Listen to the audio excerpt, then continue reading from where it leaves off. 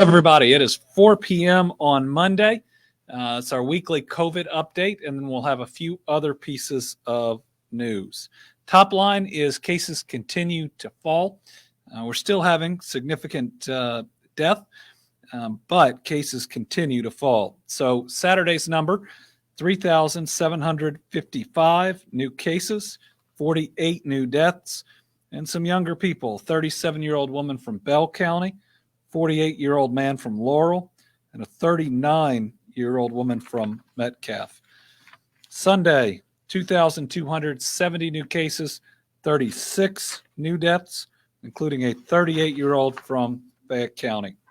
And today, 1,907 new cases, 32 new deaths, includes an 18-year-old boy from Bullock County. Positivity rate now down to 17.93%. Good to see that falling. Now, for the chart that was the scariest and now is starting to look so much better, our stair-stepper chart. As you can see, this is our third straight week of declining cases. Now 35,961 cases from last week, but that is still the sixth highest caseload that we have had in the pandemic. But certainly the trajectory is exactly what we want to see, steadily, if not quickly, dropping. I believe that it would look even more significant, but for the week before, which, as you remember, with ice storm and others coming, we had a number of days where testing was shut down. So this probably would look like a steadier fall had we not had that weather event. Positivity rate also decreasing. Remember, this one is less impacted by the actual number of tests. So you see a steady fall week after week, tests and positivity. So looking forward, being on this good trajectory in regards to cases and positivity rate, if these trends continue, we believe Kentucky will move out of the red and into the orange or even the yellow conservatively by March the 14th. That's when we will be in a much better place as long as we continue to see these declines and the rates of decline. With that in mind, our goal will be to provide new guidance as of that date, simplify some of our guidance that's out there. Certainly, if we are in that better place, the guidance will provide significant more flexibility and recognition of where we are in the pandemic, with not only cases and positivity declining, but also Omicron being something very different in terms of the level of disease it causes versus previous variants. Our goal would also to be able to look at our practices in state government and see what is or isn't necessary at or around that time. Again, we are on a good trajectory. This is our best projection at when we think we will be in a good place based on the current rate of falling cases. It's not just cases that are falling. We have hospitalizations. If we can pull up that one. A good downward decline, trailing a little bit the case decline, which is natural. ICU also going down, as are Kentuckians on ventilators. We look at hospital capacity. If we have that one, remember every region was previously red. On this one, actually, you can't see the 8 is a slightly different color than the reds. That looks orange, with the others being blue.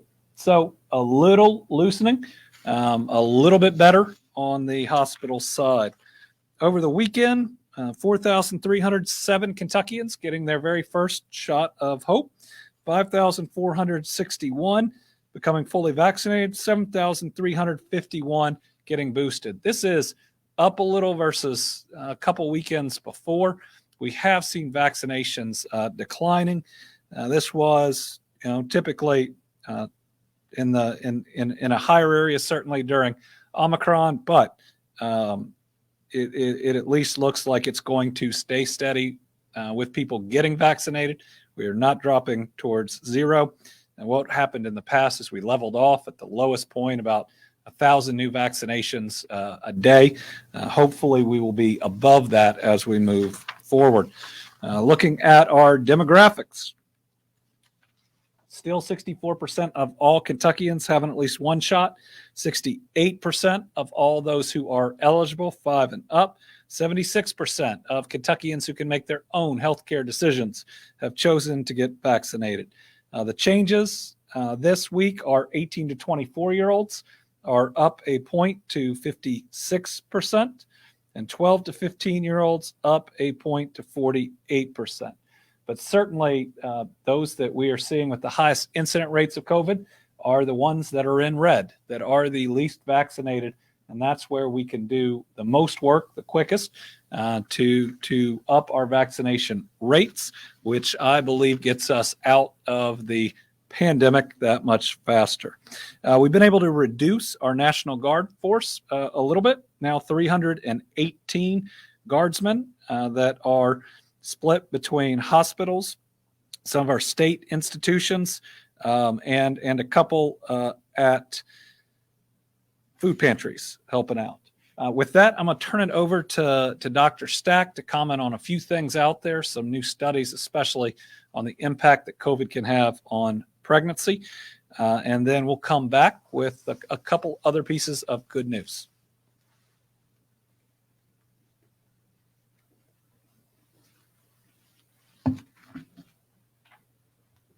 Thank you, Governor Beshear. Good afternoon, Kentucky. So I would just emphasize briefly the governor's good news. The cases continue to fall and the test positivity falling very rapidly, which is what we had hoped we would see. In all the New England states that I'd previously used as comparators, they continue to decline. So hopefully if they are a predictor for what we have ahead, we'll continue to see these falls. And I share the governor's confidence that by the time we get to mid-March, we should be in a much better place. And I look forward to giving some additional or different guidance that hopefully simplifies the paradigm just a little bit, but still reminds us all we're in the middle of a global pandemic.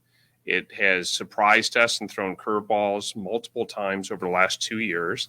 And it's really, really imperative that we continue to take reasonable and responsible steps to try to minimize the risk that it gets worse, so that once we have these gains, we can keep the gains and go on with our lives much more like we used to know them.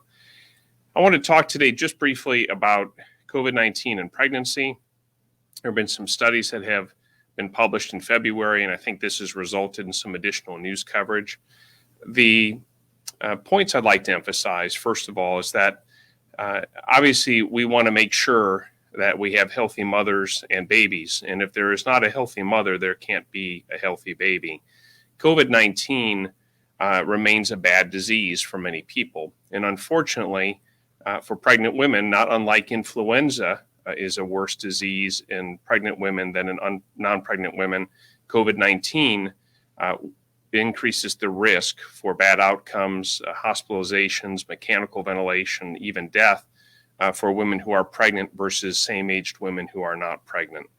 And so obviously when we want to celebrate the arrival of a new life, to celebrate the loss of a mother and or their unborn child is a particular calamity and tragedy.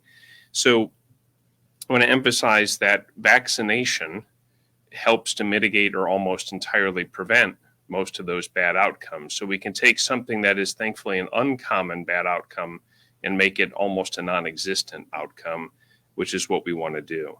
So the American College of Obstetricians and Gynecologists are very explicit in a statement that they've had out for a while, but was revised in January.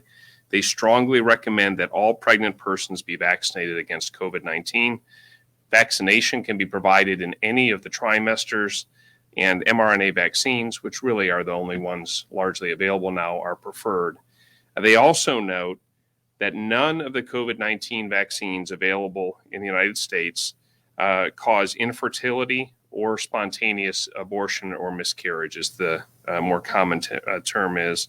And there is no evidence of adverse maternal or fetal effects from vaccinating pregnant persons with COVID COVID-19 vaccine. And there is, in fact, a growing body of evidence that supports not only there's the absence of harm, but that they are demonstrably safe. I'm going to give you 4 studies I'll just mention briefly. There was one in February 10th, that was published about 64 stillbirths and 4 early neonatal deaths from multiple countries around the world. Every single one of the mothers was unvaccinated with these outcomes that occurred, and they found that damage was done to the placenta. And in fact, on average, about 3/4 of the placenta was damaged so badly that it couldn't convey adequate blood flow to support the unborn child, and that was the way it caused the harm. There's another one that was published last November 26th, in the MMWR that the CDC publishes. It was about 15 deaths of mothers in Mississippi. One person had received 1 dose of a vaccine, I believe. The others were unvaccinated, some of them before vaccines were available. The median age of the people who died, of the mothers, was 30 years. So obviously these are individuals who shouldn't die and almost certainly would not have died were it not for the fact that pregnancy raised their risk from COVID-19 harm. So folks, those deaths largely in today's world could be prevented simply by getting vaccinated. Now, there's 2 studies that came out very recently, one on January 7th that was published in the CDC's Morbidity Mortality Weekly Report that talked about the safety of vaccination in pregnant women. They reviewed over 40,000 pregnant women, and they found that COVID-19 vaccination during pregnancy was in no way associated with any increased risk of preterm birth or small gestational for age babies. They found no signals of harm or damage caused by the vaccines. There was another study in the Journal of the American Medical Association Pediatrics Journal, and they found that the Pfizer vaccine, that there was absolutely no difference in any sort of small birth weight or preterm birth problems, whether you were vaccinated or not, meaning that vaccine made no increased risk whatsoever for any of those adverse harms. So folks, the bottom line is we all need to get vaccinated. Vaccination helps to keep us all safe from the illness and the worst harms that can be caused from it, particularly in the pregnant mother and the unborn child. The mother faces higher risk because of the other physiologic changes that happen in the mother's body, and the vaccinations can help to avert virtually all of those harms and keep the mother and the unborn child safe, and hopefully lead to a wonderful birth and a wonderful young childhood ahead. There is absolutely no evidence that the vaccines cause any harm to fertility or any other complications related to pregnancy. And in fact, the longer this goes on, with now more than 10 billion doses of vaccine delivered worldwide, we are developing a mountain of evidence, multiple mountains of evidence, that the vaccines are safe and that they protect people from the worst harms while causing no meaningful harms of their own. So folks, I continue to encourage folks to get vaccinated, be kind to each other, still wear your masks, hang in there just a few more weeks. We want to get this virus down to a low enough level that when we lighten up some of the use of the masks, we are not at risk for bouncing back up and seeing an escalation again. So thank you very much, Governor.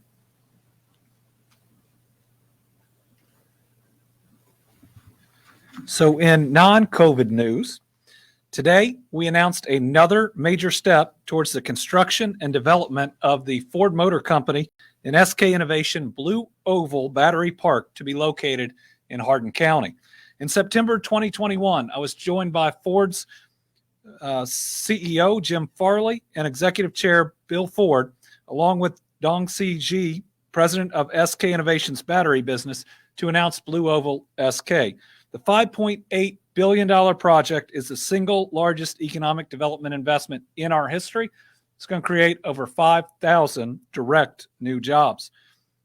This transformative development requires the construction of an on-site training facility, which will also be a new satellite campus for the Elizabethtown Community and Technical College. And today, the Finance Administration Cabinet, on behalf of KCTCS and Elizabethtown Community and Technical College released an RFP seeking professional design and construction administration services for the new on-site facility to be constructed in Glendale, Kentucky.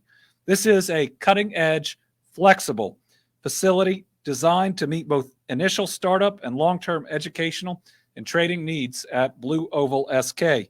Once constructed, it'll provide the classrooms used to train the employees who will produce electric vehicle batteries at these facilities. It'll also include the laboratories that'll be used in research and development of this advanced technology, as well as providing offices and meeting space for faculty and staff. The RFP is available on the Finance Cabinet's procurement website. This is a major step, and we've had other major steps, different permitting steps that we've been able to get through with a project that is on track and so exciting. When we made the announcement today, Director of Workforce Development for Blue Oval SK Battery Park, Liliana Ramirez, said the Commonwealth of Kentucky and the Elizabethtown Community and Technical College's new state-of-the-art facility on site at Blue Oval SK Battery Park will allow Kentuckians to develop the skills needed as we prepare to usher in a new era of manufacturing there. All right, finally, a few updates on tornado relief. First, as of today, we believe we are now 41% through debris removal. We keep pushing and pushing. Certainly, Graves County still with the most debris isn't near the 41%.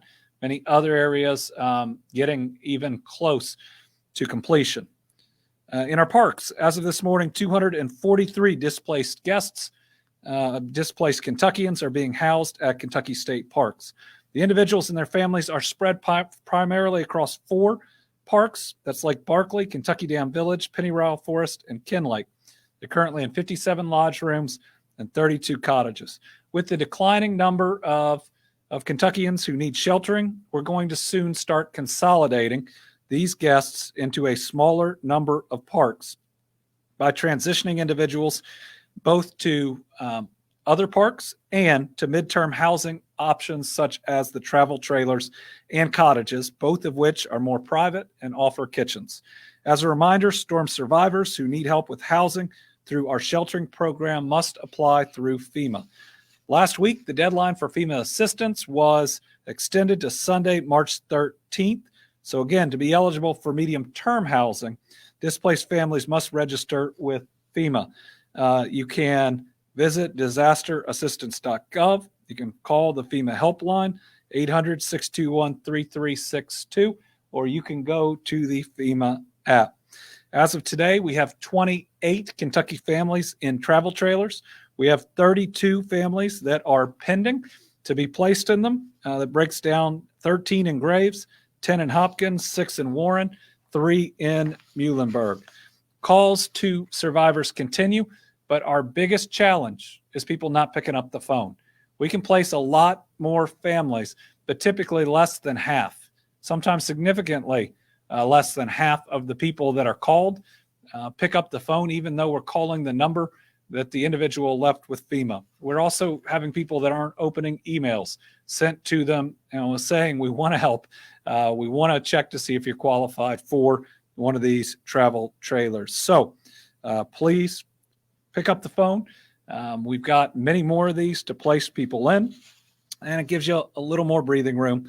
And we want to make sure that we are continuing those steps towards recovery. All right, with that, we will open it up for questions.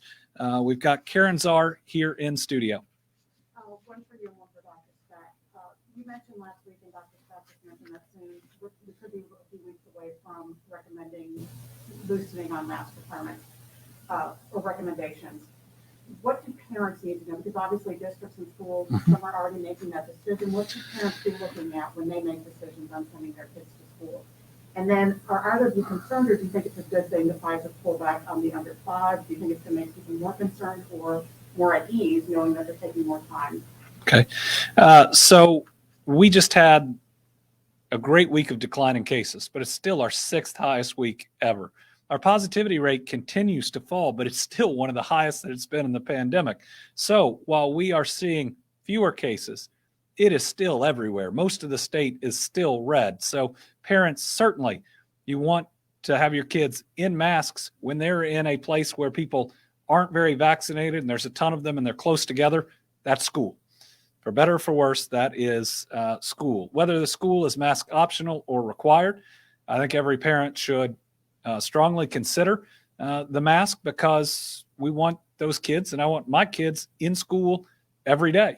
You know, I had a son that had to miss a week of school, and I want him in school. I don't want my daughter to miss a week of school. I think that we could be moving towards a place where it could be a more challenging decision for parents if we are in a much better place. But I still think that parents need to consider the level of vaccinations amongst a group that's some of the least vaccinated.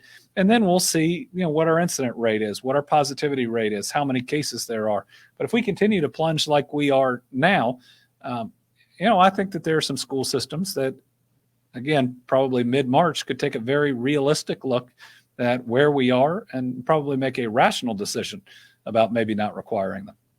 So the best thing perhaps should be to continue to watch those red zone or zone counties. Absolutely. And just at the moment, remember that it's our 6th highest week. The positivity rate is still through the roof, even though it's coming down. So number one thing parents can do is be patient, right? This is lessening. Be patient. Give it a couple weeks. We'll be in a much better place. Dr. Stack, you want to talk about the Pfizer vaccine for kids under 5?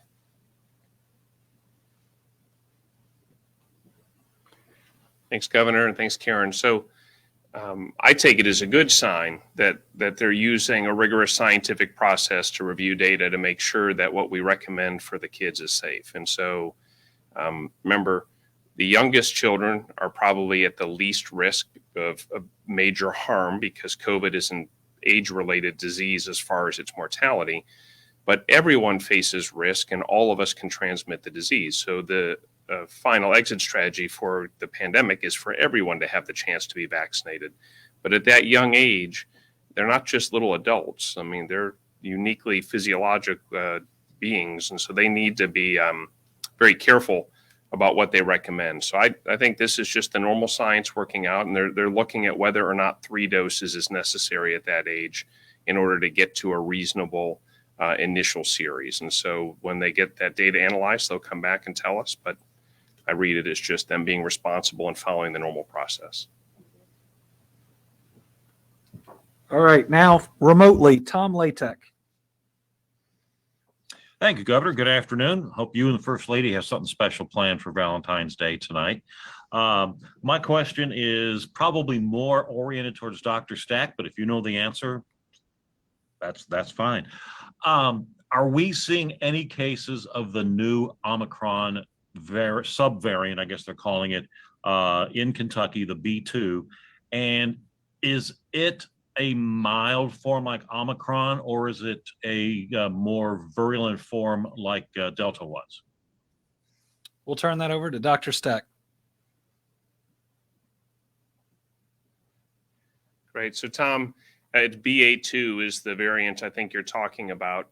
As far as the disease itself, what we understand at the moment, it may be spreads even more effectively than the initial Omicron, which is staggering to conceive because the current one spreads alarmingly fast.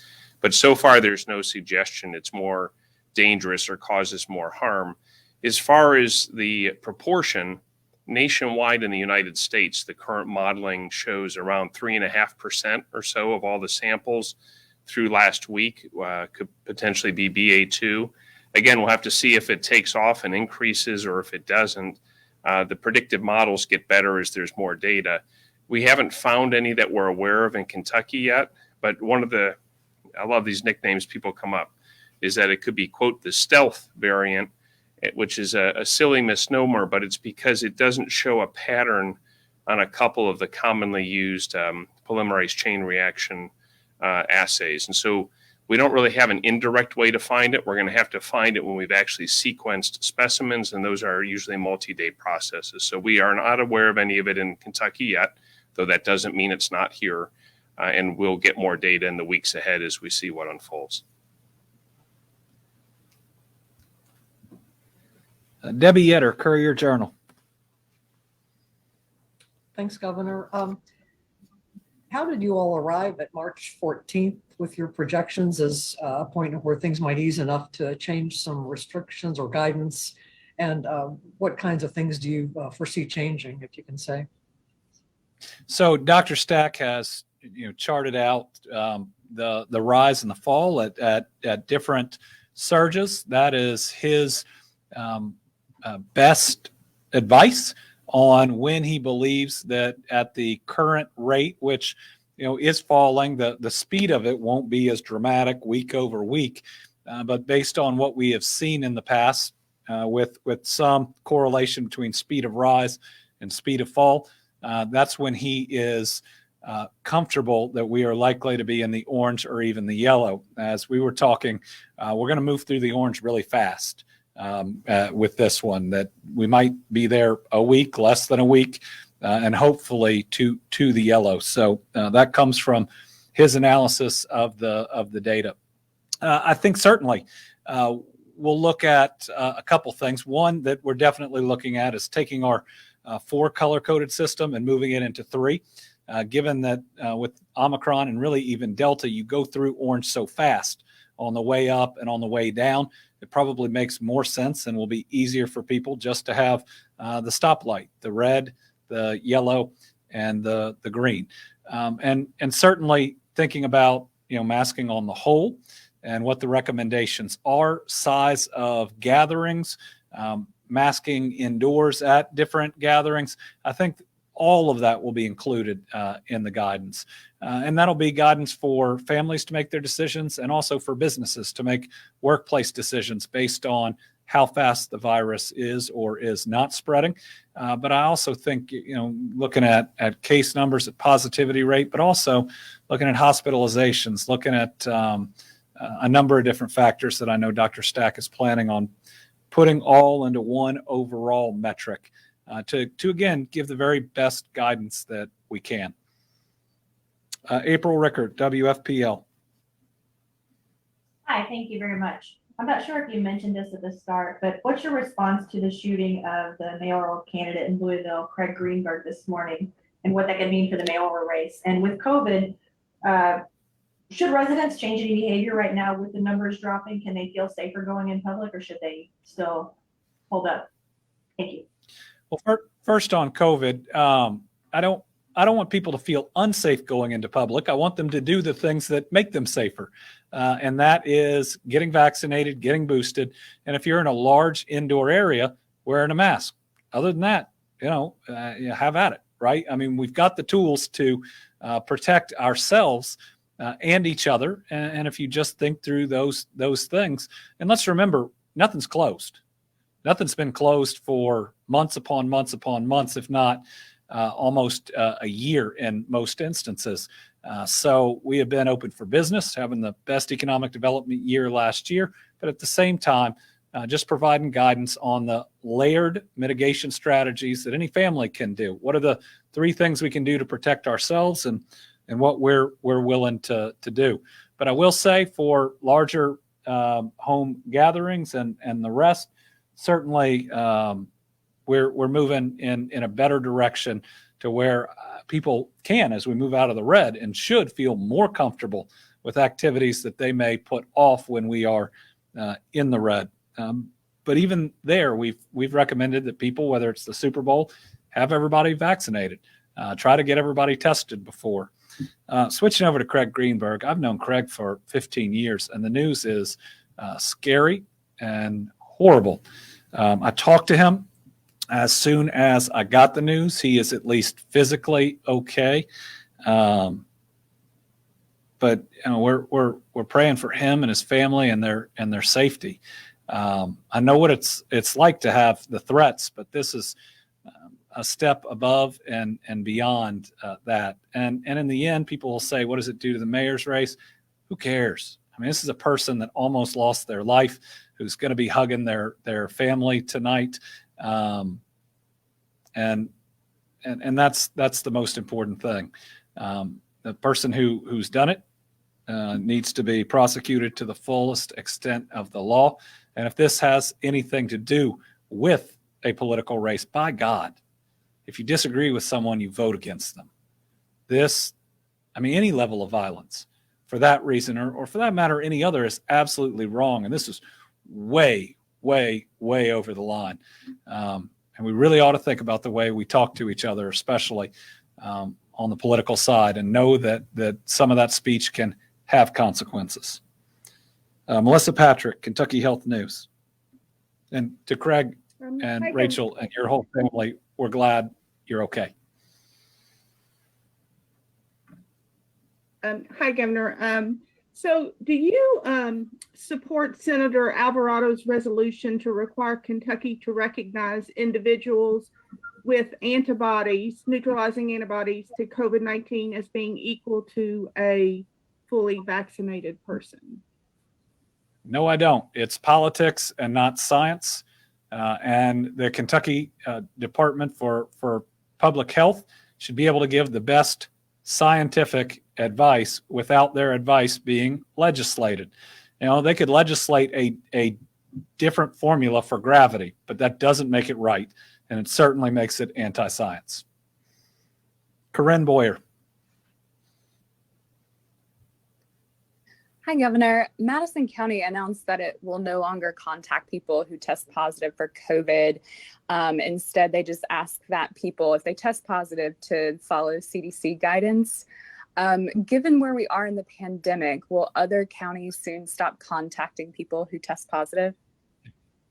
Many counties have already had to. And part of that, Corinne, is when you look at how many cases we had, it just became impossible. But the other piece is we've been in this for 2 years, and everybody's heard now what you need to do when you have it. And we're seeing really good compliance by people who test positive for isolation. Quarantine, you know, a little more challenging out there right now, but this is starting to become the norm on the personal responsibility when you test positive.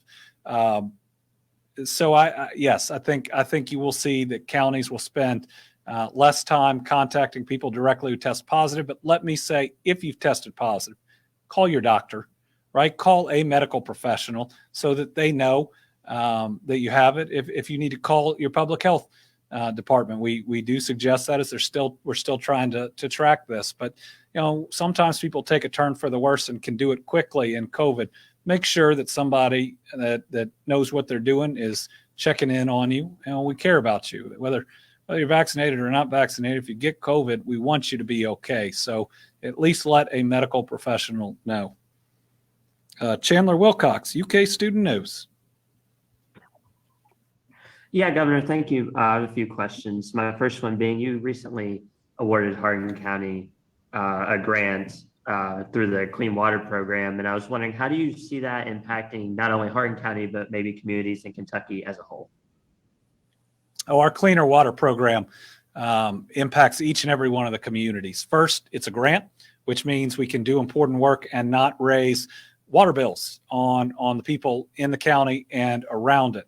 Second piece is clean drinking water is a basic human right. And there are still a lot of families out there on well water. In fact, there was a school in Boone County that didn't have access to reliable water, that was having to cancel some days because of it. It's also critical for economic development as well as fire protection. If you don't have the right amount of pressure, you can't fight fires in neighborhoods as effectively as you could otherwise. Chandler said he had a couple, so we'll take one more from you. Oh, yeah, thank you. House Bill 48 is the anti-swatting bill that would make swatting a felony rather than a misdemeanor. It passed the House on Wednesday and is now moving to the Senate. How do you see that impacting Kentucky if it's passed? Do you have an opinion on that bill? Yes. This is the one on open records. The swatting bill that if you call and have someone go into their house. Oh, right. We're still reviewing that bill. Some of the numbers, House and Senate. We're still reviewing. We'll get you a response, but haven't had an opportunity to fully read through it, which is what we aim to do before giving our opinion or ultimately given comments on it. Thank you all very much. Happy Valentine's Day, and one day early, happy birthday to Dr. Stack. Thanks.